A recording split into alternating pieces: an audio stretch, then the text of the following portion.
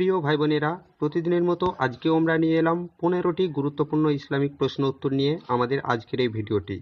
তো অনুরোধ রইল ভিডিওটি শেষ পর্যন্ত দেখুন, আশা করি নতুন কিছু প্রশ্ন উত্তর জানতে পারবেন।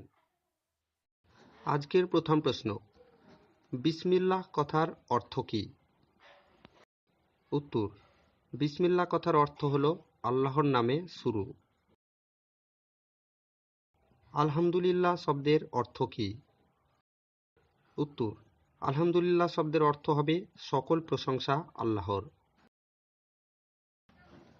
সুবহানাল্লাহ শব্দের অর্থ কী? উত্তর, সুবহানাল্লাহ শব্দের অর্থ হল আল্লাহ পবিত্র। আল্লাহু আকবার কথার অর্থ কী? উত্তর, আল্লাহু আকবার কথার অর্থ হল আল্লাহ সবচেয়ে বড়। মাশাআল্লাহ শব্দের অর্থ কী? উত্তর, মাশাআল্লাহ শব্দের অর্থ হল আল্লাহ যেমন চেয়েছেন। ইনশাআল্লাহ কথার অর্থ কী? উত্তর, ইনশাআল্লাহ কথার অর্থ হল যদি আল্লাহ চান। লা ইলাহা ইল্লাল্লাহ এর অর্থ কী?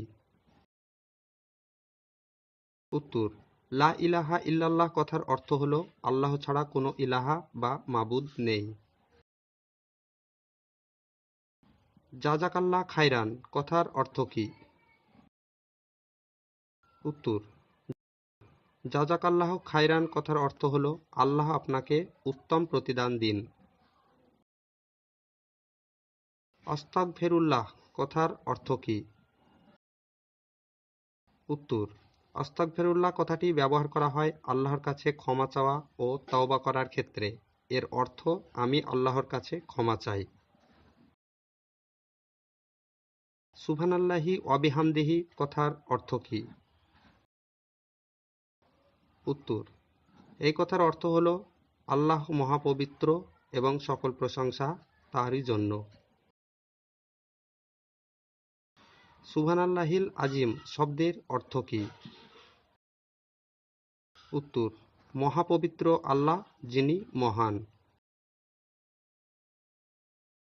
লা হাওলা ওয়ালা কুওয়াতা ইল্লা বিল্লাহ এর অর্থ কী? এটি কখন বলতে হয়? উত্তর, এই কথার অর্থ হল আল্লাহর সাহায্য ও সহায়তা ছাড়া আর কোনো সহযোগিতা বা সাহায্য নেই। এটি আল্লাহর একাত্ম ও বড়ত্ব প্রকাশ করতে বলতে হয়। নাউজুবিল্লাহ শব্দের অর্থ কী? এটি কখন বলতে হয়? উত্তর, নাউজুবিল্লাহ শব্দের অর্থ হল এই জিনিস থেকে আল্লাহর কাছে আশ্রয় চাই। এটি সাধারণত মন্দ কিছু শুনলে কিংবা দেখলে তা থেকে আশ্রয় প্রার্থনা করতে বলতে হয়। ইন্না লিল্লাহি ওয়া ইন্না ইলাইহি রাজিউন এই কথার অর্থ কী? উত্তর, এর অর্থ নিশ্চয় আমরা মহান আল্লাহর জন্য এবং আমরা তার দিকেই ফিরে যাব।